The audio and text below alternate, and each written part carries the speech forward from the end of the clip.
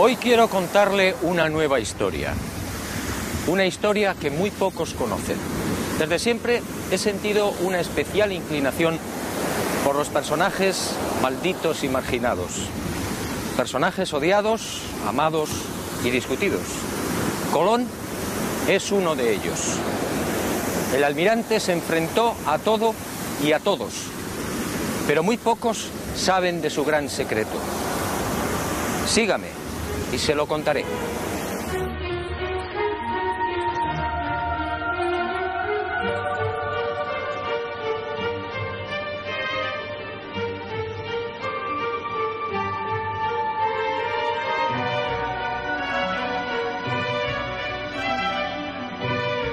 Como decía, siempre me intrigó la tozudez del almirante. Peleó con sabios y con reyes, y terminó venciendo.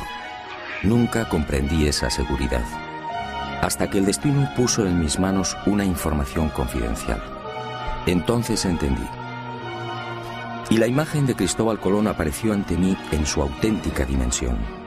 Un Colón frío, calculador, ambicioso, sin escrúpulos y en posesión de un secreto que no era suyo. La historia, una vez más, fue manipulada. Todo empezó en estas costas de las islas portuguesas de Porto Santo y Madeira hacia el año del Señor de 1476. Mejor dicho, la historia arranca mucho antes y en otros parajes muy distintos. 500 años antes, hacia el 990, los vikingos ya habían mantenido un tráfico regular entre Groenlandia y las costas del norte de América. Los relatos de los audaces normandos se propagaron rápidamente, y de Noruega, patria de los vikingos, saltaron a toda Europa, siendo consignados en el 1070 por el sabio alemán Adam von Bremen. Aquel descubrimiento, según los expertos, se debió a la precipitada fuga de Erik el Rojo. Tras una sangrienta venganza, los islandeses desterraron a Erik por 3 años.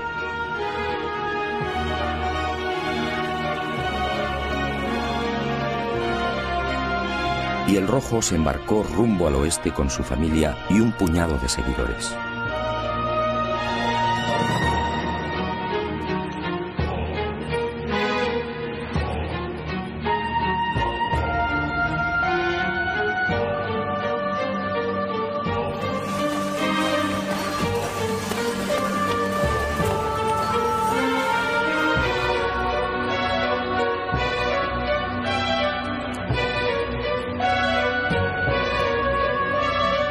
Así fue muy probablemente como llegaron a Groenlandia, y de allí a las costas de Massachusetts, entre Boston y Nueva York.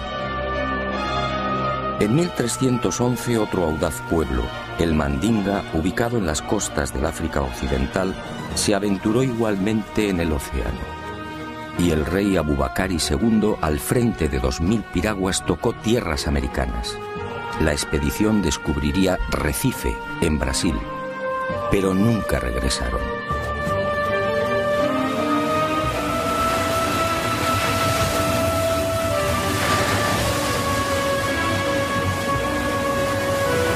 Mucho antes que vikingos y mandingas, otros pueblos supieron también de la existencia de América. Fenicios, griegos, romanos, bereberes y árabes, entre otros, tocaron al parecer las costas orientales americanas. Colón, en efecto, fue el último.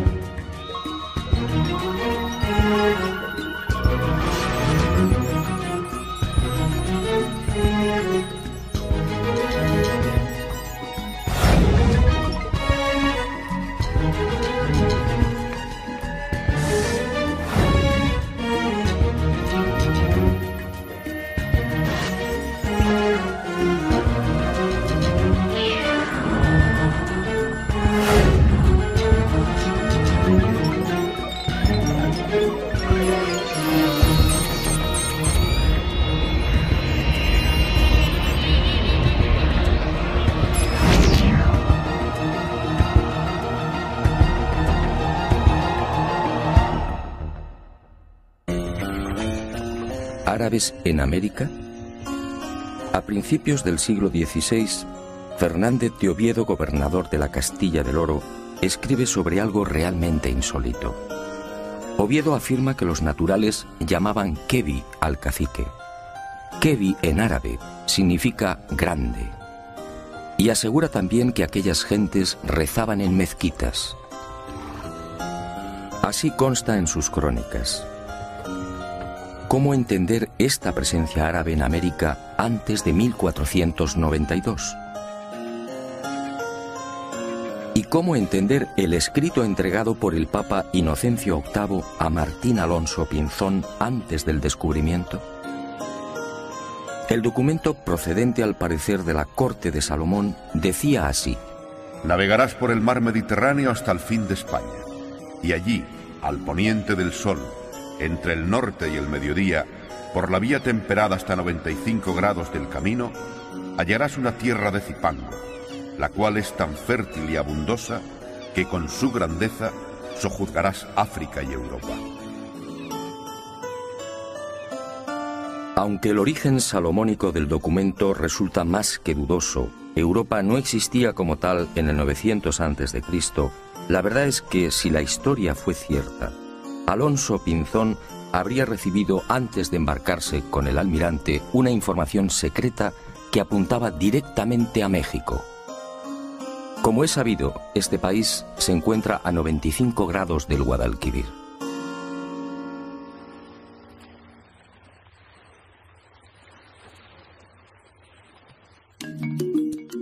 Pero más intrigante aún es la existencia de maíz en tierras del sur de España antes de 1492. Todo el mundo sabe que esta planta es oriunda de América. ¿Cómo explicar entonces lo escrito por Alonso de Palencia con motivo de los ataques de Enrique IV a la ciudad de Granada en 1456? Según Palencia, el rey preparó la conquista de la ciudad morisca, quemándoles en verano las mieses y en otoño las cosechas de mijo y maíz.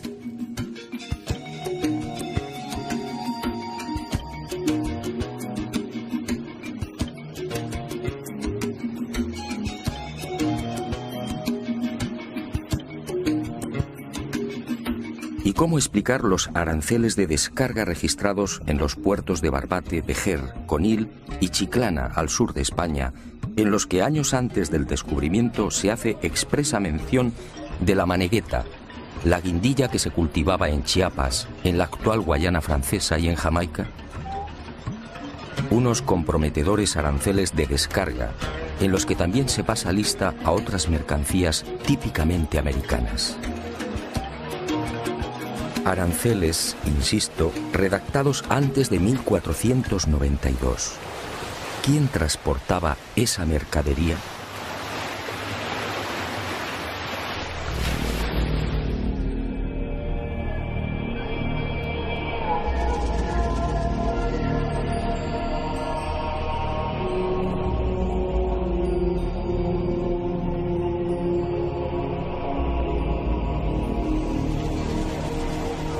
Es probable que el joven Cristóbal Colón llegase a tierras portuguesas hacia 1476, cuando contaba unos 25 años de edad.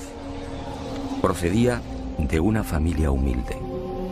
No poseía otra ilustración que las primeras letras. Fue a raíz de su estancia en Portugal cuando empezó a leer y a cultivarse.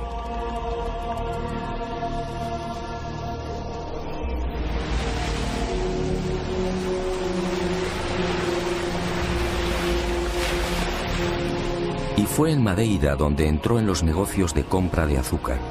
En 1477 se casa con Felipa Móniz, instalándose en la isla de Porto Santo, muy próxima a Madeira. Aquí vive en la casa de su suegra.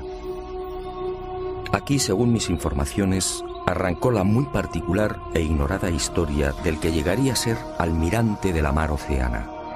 Una historia que Colón mantuvo en secreto. Aquí, Colón escucha de boca de marineros y pescadores una serie de extrañas y enigmáticas leyendas, unos relatos que encienden la mecha de su pasión por la mar.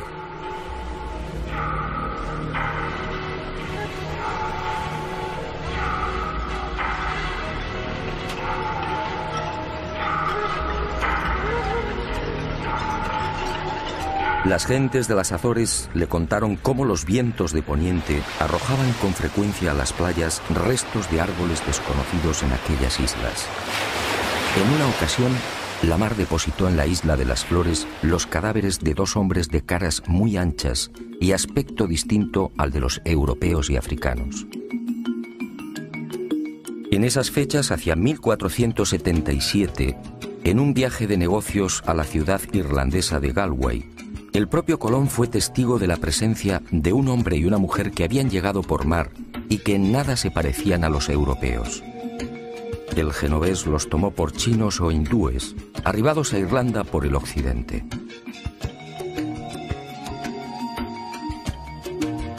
Estos avisos, decisivos diría yo, siguieron llegando a oídos de Colón. Los pescadores del Cabo de la Vela le pusieron igualmente al tanto de otra singular visión. No hacía mucho se habían cruzado con varias y enormes almadías. Todas disponían de casas de madera y eran gobernadas por gentes extrañas. Pedro Correa, su cuñado, multiplicaría el entusiasmo de Colón por el misterioso occidente con otra noticia de parecido corte. Él mismo había sido testigo de la aparición en las playas de Porto Santo de otro madero labrado y de unas cañas tan gruesas que, de nudo a nudo, podían contener 9 garrafas de vino. Unas cañas nunca vistas en Europa y África.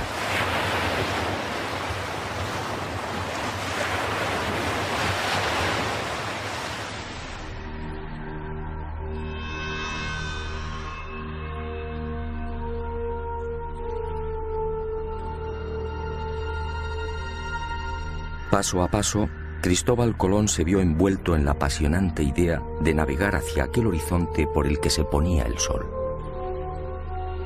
Y fue este creciente entusiasmo lo que muy probablemente decidió a su suegra a entregarle las cartas y escritos de Bartolomeo Perestrello, su marido ya fallecido. Nada se sabe con certeza de estos papeles del que fuera navegante italiano y gobernador de Porto Santo. Lo que sí parece claro es que aquella información debió coincidir con las narraciones de marinos y pescadores lusitanos y castellanos. Fue en esas fechas, alrededor de 1478 o 1479, cuando al fin el destino llamó con fuerza al corazón del inquieto Cristóbal Colón.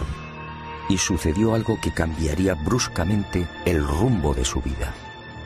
Algo que muy pocos conocieron y conocen. Algo que se convertiría en su gran secreto y finalmente en su gran tragedia. En esos años, la mermada tripulación de una carabela casi desguazada arriba casualmente a las costas de Porto Santo. Son hombres enfermos y maltrechos. Un piloto y 4 o 5 tripulantes. Son castellanos, quizá portugueses. Y uno tras otro van muriendo. Colón, compasivo, se hace cargo del piloto y lo aloja en su casa. Y así, el increíble destino pone en sus manos una historia fascinante que cierra el círculo. Quizá por agradecimiento, quizá porque sabe que la muerte le ronda, este piloto anónimo termina por narrar a Colón los detalles de su peripecia. Navegando desde las costas africanas, probablemente en la región del Golfo de Guinea, la carabela que transporta madera y alimentos se ve sorprendida por una furiosa tormenta.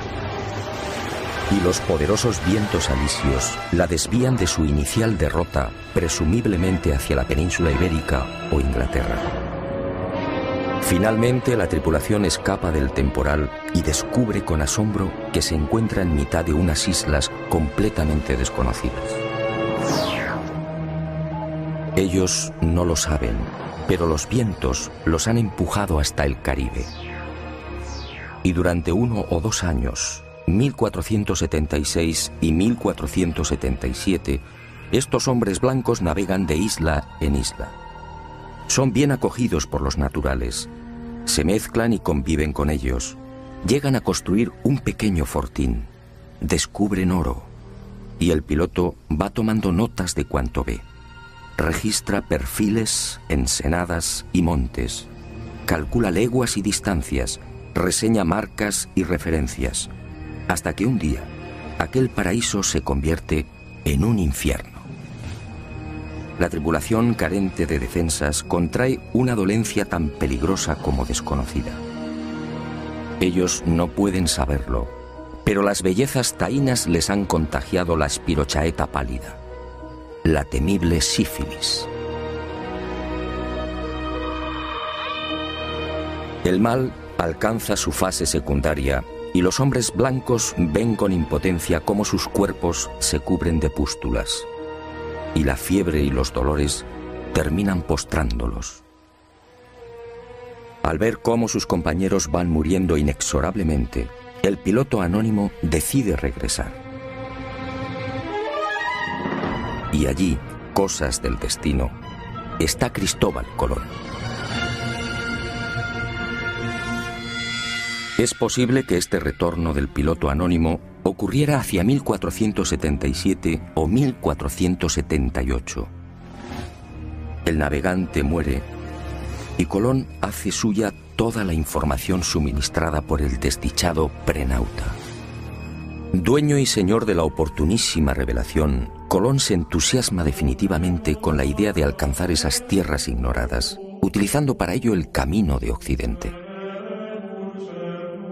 Esta asombrosa y secreta historia, guardada celosamente por el almirante, me fue facilitada hace ya 25 años por el entonces prior de los franciscanos de la Rábida, Francisco de Asís Oterino. Y fue él quien me aconsejó que consultase con los más destacados americanistas del momento. Un suceso que, según los cronistas de la época, terminaría filtrándose y propagándose. Y en 1535 apareció por primera vez en letra impresa. Todo cuanto me reveló el prior de los franciscanos se vio ratificado con creces. Uno de los expertos que profundizó con mayor ahínco y rigor en el secreto de Colón fue el catedrático español Juan Manzano y Manzano. Él, en definitiva, me lanzó al ojo del huracán de este decisivo suceso. Por más que indagué, no fue posible averiguar la identidad o la nacionalidad de este piloto anónimo. Los cronistas de aquel tiempo hablan de un portugués o castellano, quizá vizcaíno. Antonio de Fuentes y Guzmán arriesga un nombre, Alonso Sánchez de Huelva, que dice fue el piloto que dio los papeles a Colón. Lo que sí es seguro es que a partir de 1478, unos 16 años antes del descubrimiento oficial, Colón se convierte en un obstinado defensor de la vía occidental hacia las Indias. Una tozudez enraizada en la apropiación de algo que no era suyo.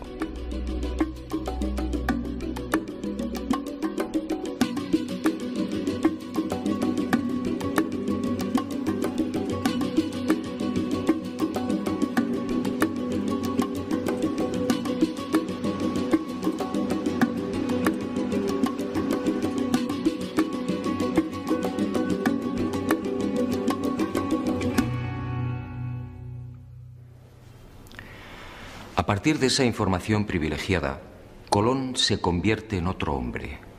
Ya no son sospechas, ahora lo sabe. Navegando por el mar tenebroso siempre hacia el oeste, encontrará nuevas y ricas tierras. Pero, ¿qué tierras eran esas? Y Colón emprendió una febril búsqueda, consultando los textos clásicos y los escritos de sus contemporáneos. Se sumergió impaciente en el Imago Mundi y en las páginas de la Historia Rerum. Estudió la Biblia, el Libro de los Reyes, la glosa ordinaria de Nicolás de Lira, Aristóteles, Isidoro, Marco Polo y un largo etcétera. Y en los márgenes de estos libros fue anotando reflexiones, dudas y certezas. Fueron tiempos difíciles y angustiosos. Hasta que un día el caprichoso pero sabio destino puso en sus manos una carta geográfica y unos documentos.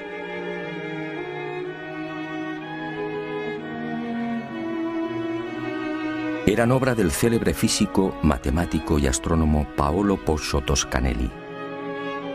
El 24 de junio de 1474, 2 años antes de la llegada de Colón a Portugal, el canónigo lisboeta Fernão Martins recibía una carta desde Florencia. Era una misiva de su amigo Toscanelli. Meses atrás, durante la estancia de Martins en Italia, el canónigo tuvo oportunidad de cambiar impresiones con el sabio florentino sobre las navegaciones de sus compatriotas, los portugueses, por las costas africanas. Los lusitanos llevaban tiempo intentando alcanzar las regiones orientales de las Indias, donde al parecer se hallaban las famosas islas de la especiería. Y Toscanelli le anunció algo insólito. A las Indias se podía llegar por un rumbo distinto al que pretendían los portugueses. Bastaba cruzar el mar tenebroso, siempre hacia el oeste. Martins quedó impresionado. Expuso las revolucionarias ideas de Toscanelli al rey de Portugal y sin demora Alfonso V solicitó más detalles. Y ese 24 de junio de 1474 llegaba a Lisboa la mencionada carta de navegación y los documentos de Toscanelli, en los que aseguraba que navegando derecho por poniente está pintado el comienzo de las Indias. Unos reinos opulentos llamados Catai y Mangui, señoreados por un poderosísimo monarca llamado Gran Khan.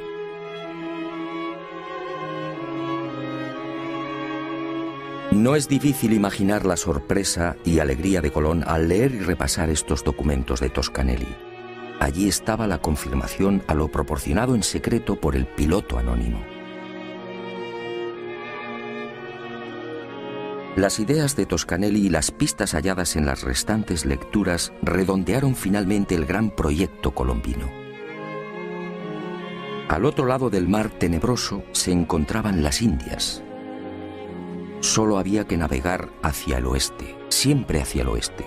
Colón, en definitiva, fue víctima del mismo error de Toscanelli. Confundió la española con Zipango, el Japón actual, y América con Asia. Y esta idea le acompañaría hasta la muerte. Confirmadas las noticias del prenauta, nuestro hombre eufórico volvió a repasar una y otra vez las claves secretas de su gran sueño. Unas claves más próximas a la locura que a la realidad. Para Colón, en esos años previos a 1492, Zipango, la isla del oro, se hallaba a 750 leguas de Canarias.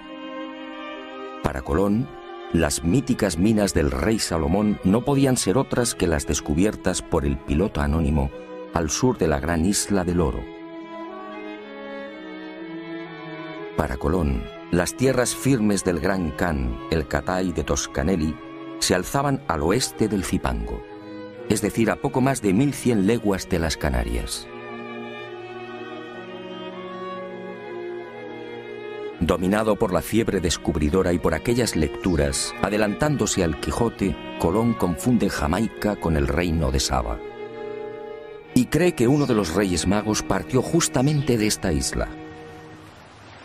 Para Colón, de acuerdo a lo narrado por el prenauta, el Golfo de Paria, en las actuales costas de Venezuela, era el lugar en el que se había levantado el paraíso terrenal. Y murió con el convencimiento de que Cuba formaba parte de las tierras firmes de Asia.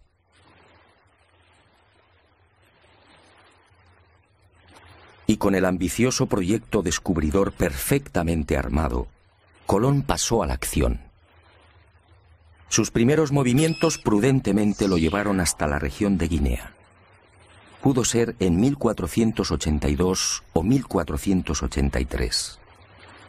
Quizá con la excusa de un viaje de negocios se embarca y recorre las aguas del Golfo africano. Pero su objetivo era otro. Colón, siempre minucioso, trata de verificar las informaciones del prenauta. Intenta comprobar in situ la dirección de los alisios y de las corrientes dominantes.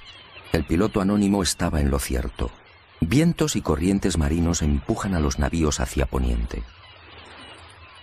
Y sin demora, Cristóbal Colón ofrece su sueño al rey portugués. Corría el año de 1484. De haber aceptado su propuesta, el futuro almirante de la mar Océana habría partido desde Cabo Verde en el mencionado Golfo de Guinea.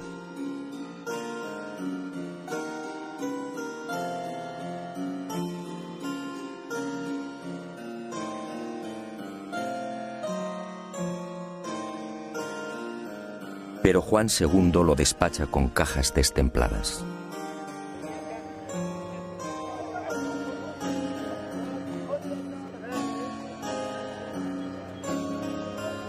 Colón desaparece y se traga la rabia. Lo que Colón no supo en esos momentos es que el rey a sus espaldas, aconsejado por Ortiz de Calzadilla, obispo de Ceuta, de quien mucho se fiaba, resolvió mandar en secreto una carabela. Así lo cuenta Hernando, hijo de Cristóbal Colón. Pero la carabela enviada con brevedad a las islas de Cabo Verde no halló lo que dijera Colón.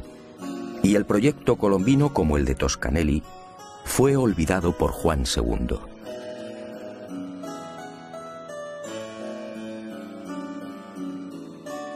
Y el destino siguió tejiendo y destejiendo.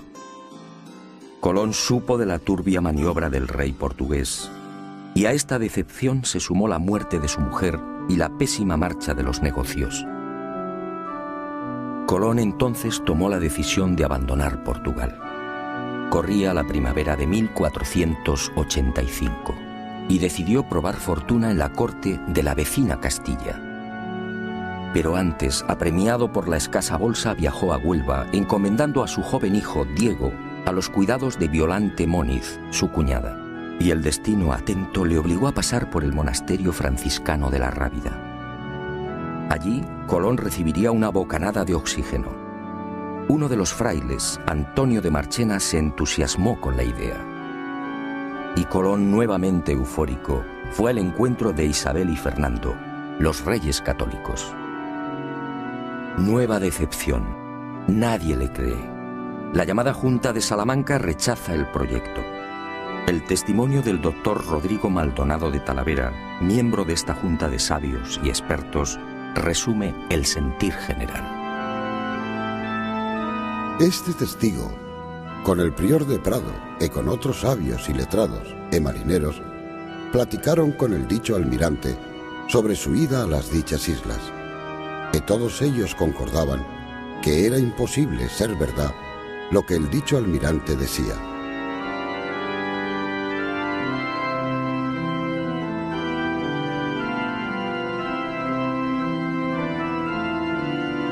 El segundo jarro de agua fría llegó en 1487.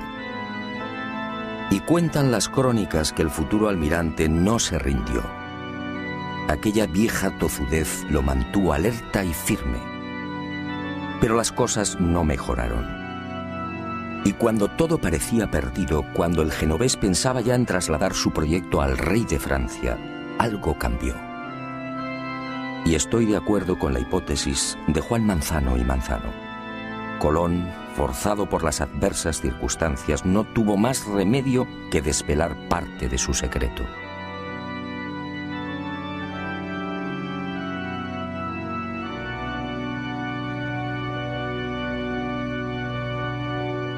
Y en abril de 1492, finalmente, Cristóbal Colón triunfa. Concluida la conquista de Granada por los reyes católicos, los monarcas firman las llamadas capitulaciones de Santa Fe. Un documento insólito, una aprobación del proyecto colombino con un encabezamiento muy elocuente. Las cosas suplicadas que vuesas altezas dan e otorgan a don Cristóbal de Colón en alguna satisfacción de lo que ha descubierto en las mares oceanas,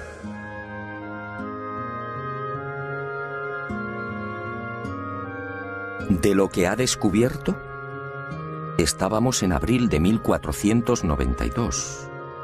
La increíble concesión solo puede explicarse por lo ya mencionado.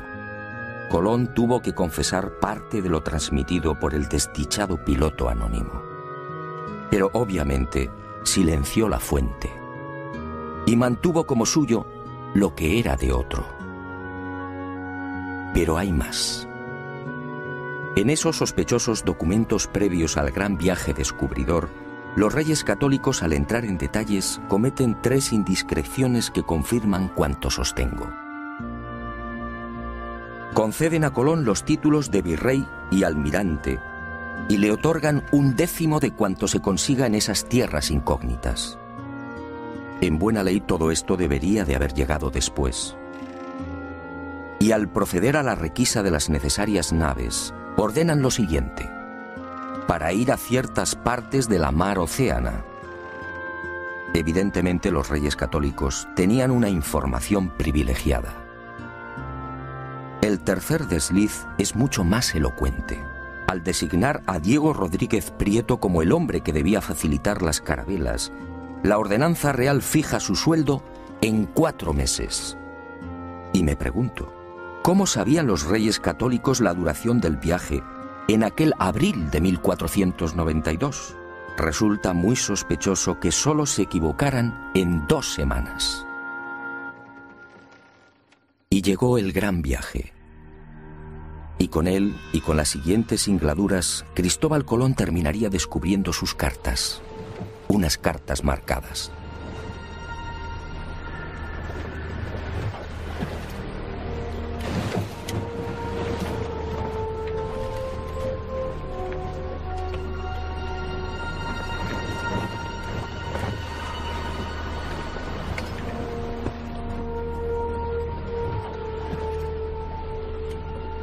Primer viaje.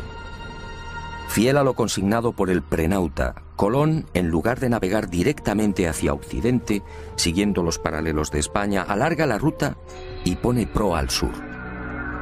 Desciende hasta Hierro, en las Canarias, situándose entre los paralelos 27 y 28.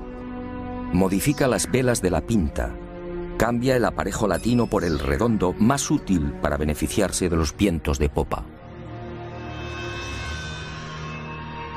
Y fiel a esas instrucciones del prenauta, antes de partir de las Canarias, avisa a los capitanes de las otras naves sobre el peligro de un rosario de islas y roqueos ubicados a 700 leguas de Hierro. No es difícil imaginar las caras de los pinzones ante semejante advertencia. Pero el secreto del piloto anónimo no se vio libre de algunos graves errores. El informante de Colón se equivocó al situar la gran isla del Oro. El almirante, al seguir el paralelo 27, dejó esa isla, Zipango, mucho más al sur. Por eso, en este primer viaje, no encuentra el peligroso laberinto de Arrecife, lo que Colón llamaba la entrada a las Indias. Y el 9 de octubre de 1492, la marinería se revela por segunda vez. Y tiene razón. Los hombres se sienten engañados. La cuenta real del almirante en esa fecha suma 1000 leguas. Él había prometido arribar a los arrecifes mucho antes. Y aseguró igualmente que Zipango se hallaba a 750 leguas del punto de partida. La situación en la Santa María, la nave capitana, se hace tan violenta que Colón reúne a los hermanos Pinzón y se ve obligado por segunda vez a desvelar parte de su secreto.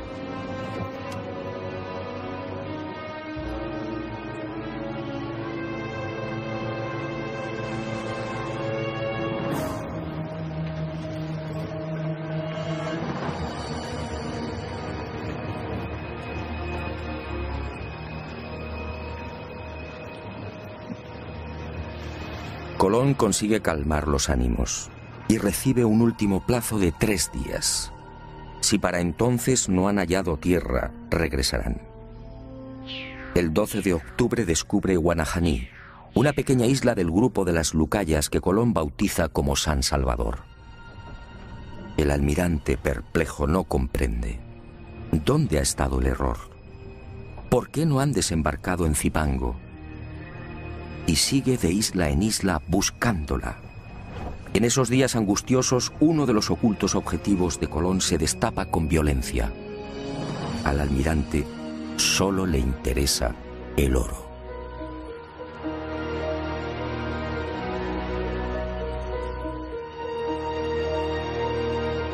Colón deja atrás la costa norte de Cuba y, siguiendo las orientaciones de los indios, navega hacia el este, obsesionado por las minas de oro de Zipango. Y el 12 de diciembre tiene lugar otro suceso que llena de admiración a los marinos de la Niña y de la Santa María. Al desembarcar en una ensenada que Colón denominó de la Concepción, en la actual Haití, varios de los exploradores aciertan a establecer contacto con un nutrido grupo de indios, y entre ellos varios hombres blancos. Hombres y mujeres jóvenes tan blancos, dicen, como los de España. ¿Hombres y mujeres blancos entre los naturales caribeños?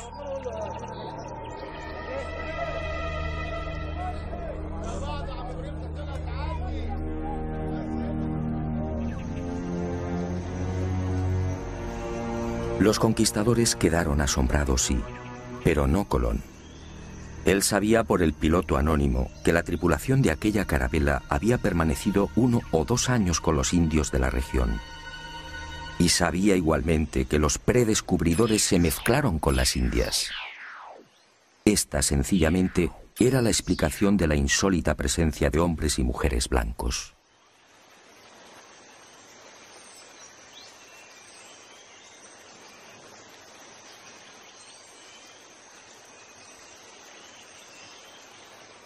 Y Colón por fin avista su gran objetivo. Era el 4 de enero de 1493.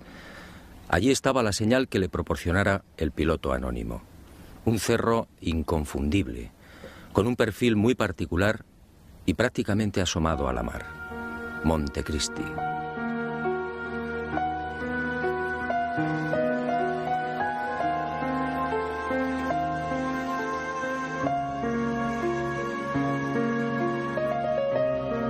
Y sin desembarcar, el almirante anuncia que allí está su ansiado Zipango. Allí, a escasas 20 leguas de la costa, se encuentran las ricas minas de oro. Y la marinería, perpleja, se rinde ante las supuestas dotes proféticas del almirante. ¿Dotes proféticas? Por supuesto que no. Y en marzo de 1494, en el segundo viaje, al descender a tierra y explorar el valle del Cibao, Colón vuelve a cubrirse de gloria ante sus atónitos hombres.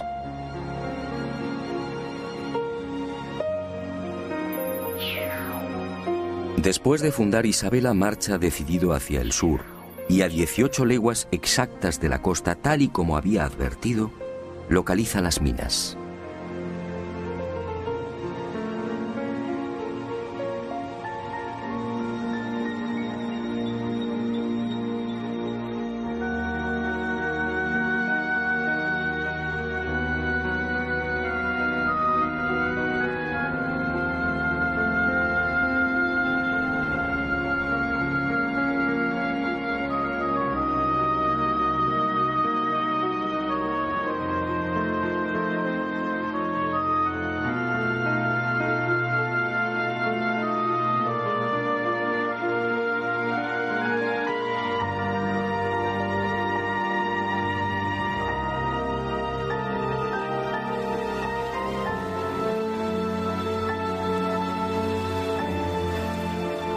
Tal y como le anunciara el prenauta, aquí mismo, los expedicionarios encuentran un nido de paja con 3 balas de lombarda.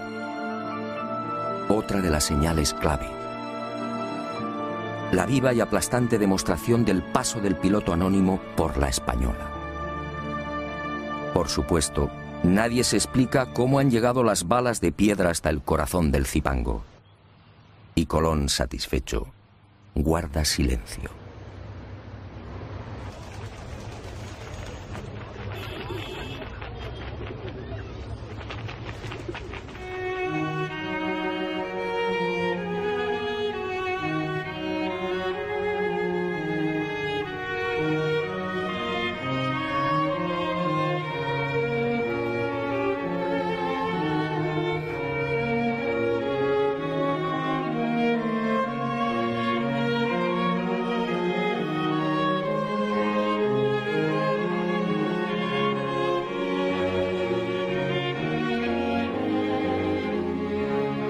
Fue también en ese segundo viaje cuando Colón, al aproximarse a la actual Jamaica, reclama la atención de la marinería y dijo: Señores míos, os quiero llevar al lugar de donde salió uno de los 3 magos que vinieron a adorar a Cristo, el cual lugar se llama Saba.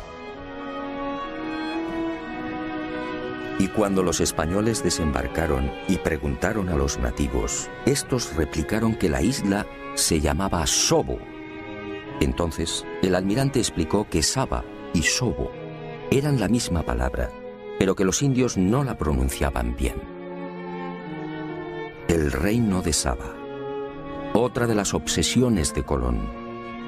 Y todos, una vez más, se preguntaron, ¿cómo sabía el almirante el nombre de aquella isla sin haber puesto el pie en ella? La respuesta es elemental. Lo sabía por el piloto anónimo.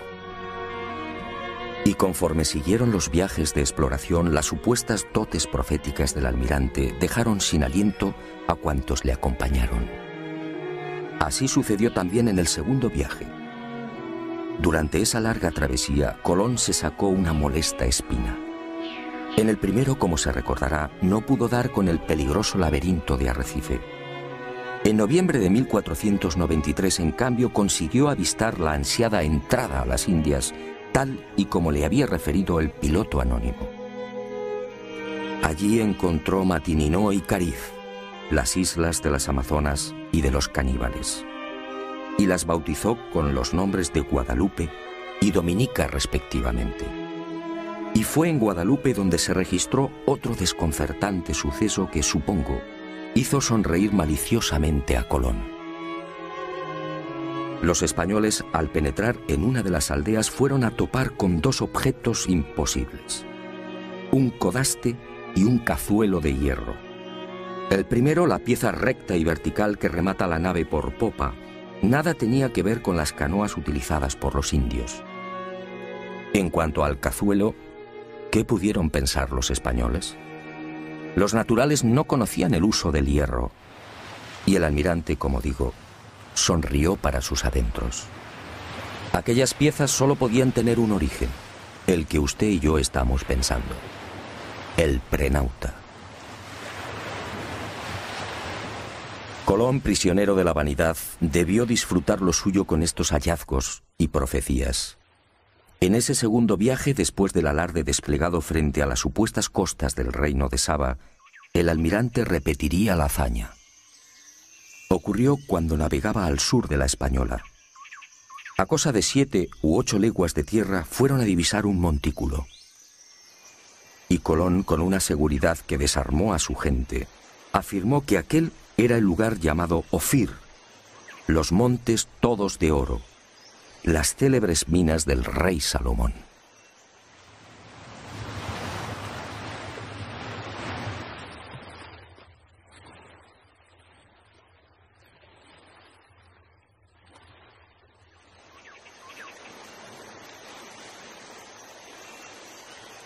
Después, las imaginarias minas del rey Salomón serían explotadas por los conquistadores, y el lugar fue bautizado como San Cristóbal.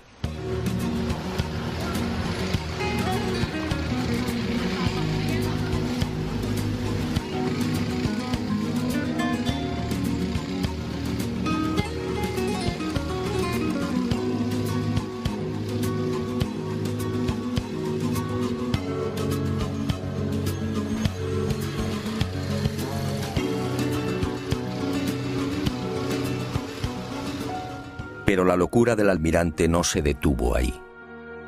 El piloto anónimo le había informado también de un increíble lugar en el que los ríos procedentes de una montaña desembocaban en un enorme lago, produciendo un gran estrépito al chocar con la mar. En el tercer viaje a las Indias, en 1498, Colón busca ese territorio situado a cosa de 50 o 70 leguas al sur de Zipango, según el prenauta. Y lo encuentra. Es el Golfo de Paria, al norte de la actual Venezuela. Descubre el lago, los ríos y queda maravillado al escuchar el fortísimo ruido provocado por la reunión de las aguas dulces y saladas. Y la imaginación, basada en las lecturas del Imago Mundi, le lleva a identificar aquel lugar con el paraíso terrenal. De hecho, lo bautiza con el nombre de los jardines, en recuerdo del jardín del Edén, y murió creyendo que había pisado la sagrada patria de Adán y Eva. Colón, en efecto, disponía de una información secreta y privilegiada, y la utilizó sin escrúpulos incluso para programar los viajes de vuelta a España. El primero sirve de claro ejemplo de lo que afirmo. Aquel 16 de enero de 1493, cuando toma la decisión de retornar, pone rumbo nordeste, cuarta al este. Busca el paralelo 38 frente a las costas de Virginia y desde allí, sorteando los alisios, se dirige al este. Los fuertes vientos del oeste y la corriente del Golfo lo desplazan hacia Europa. Y Colón termina desembarcando en Lisboa. ¿Cómo pudo saber que debía navegar hacia el norte? ¿Por qué evita el rumbo que había mantenido con tanta tozudez a su salida de Hierro? Colón no conocía la zona. Nada sabía de la corriente del Golfo. Y sin embargo, acertó.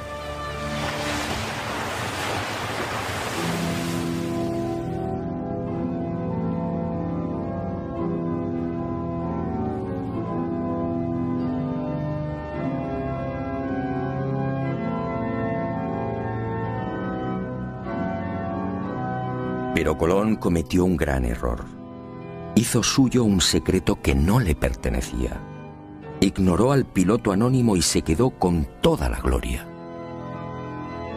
Y el destino implacable pasó factura. En la primavera de 1499 el virrey almirante es encadenado y devuelto a la corte de Castilla. Y sus privilegios desaparecen. Poco después, el 20 de mayo de 1506, muere en Valladolid. Y muere olvidado y en la ruina.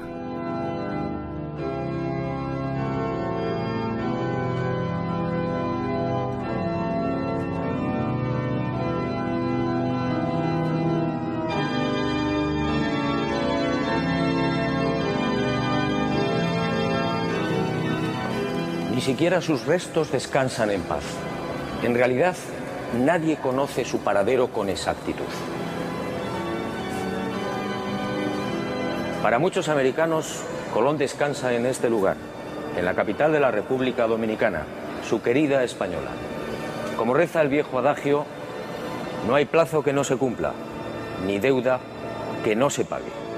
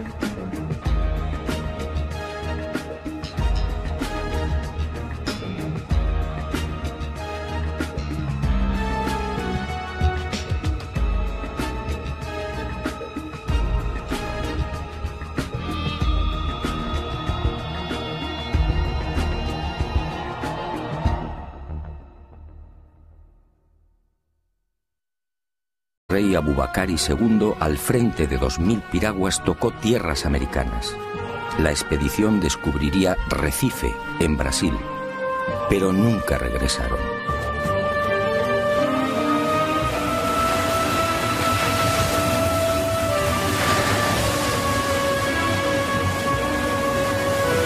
Mucho antes que vikingos y mandingas, otros pueblos supieron también de la existencia de América. Fenicios, griegos, romanos, bereberes y árabes, entre otros, tocaron al parecer las costas orientales americanas. Colón, en efecto, fue el último.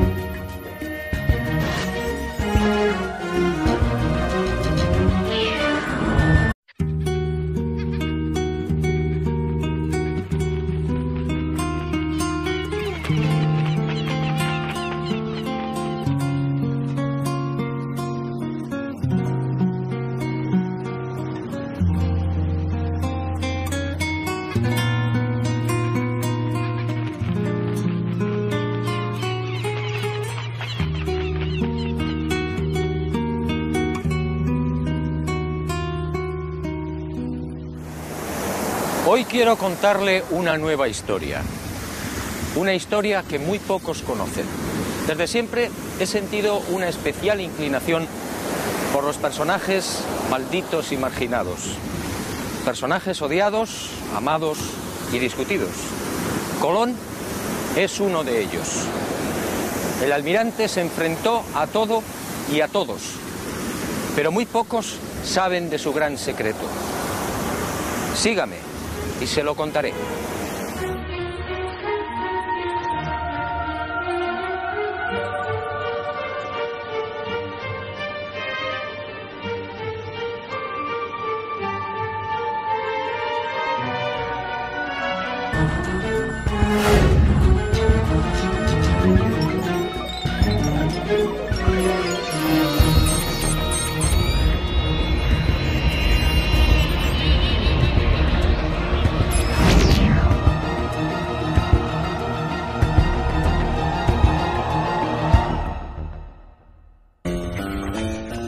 ¿Árabes en América?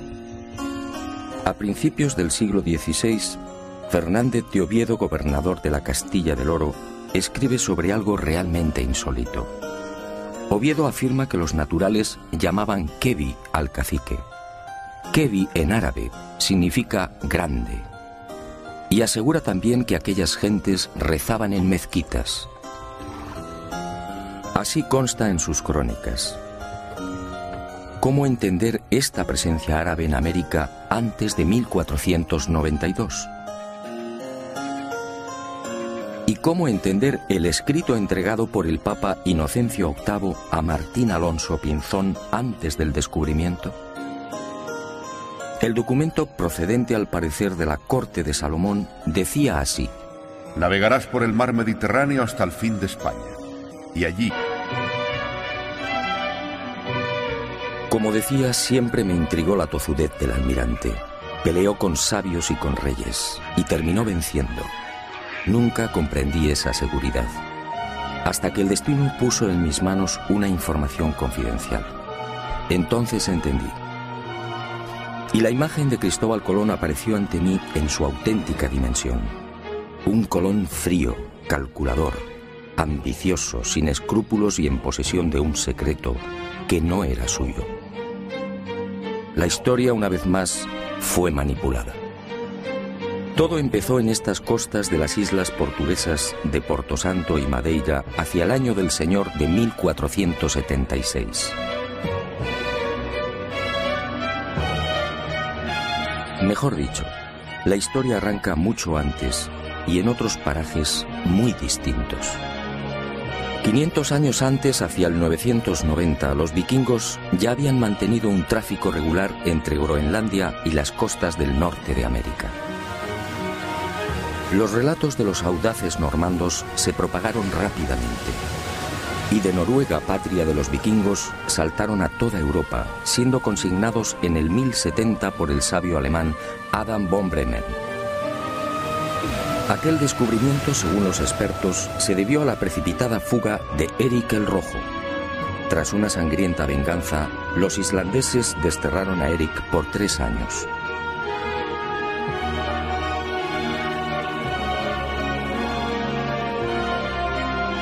Y el Rojo se embarcó rumbo al oeste con su familia y un puñado de seguidores.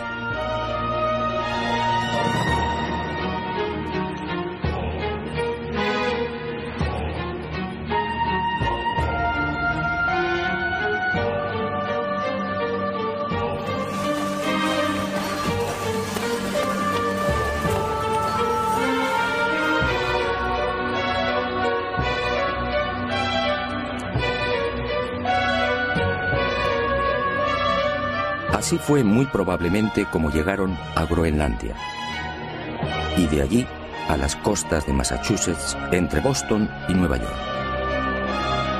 En 1311 otro audaz pueblo, el Mandinga, ubicado en las costas del África Occidental, se aventuró igualmente en el océano, y el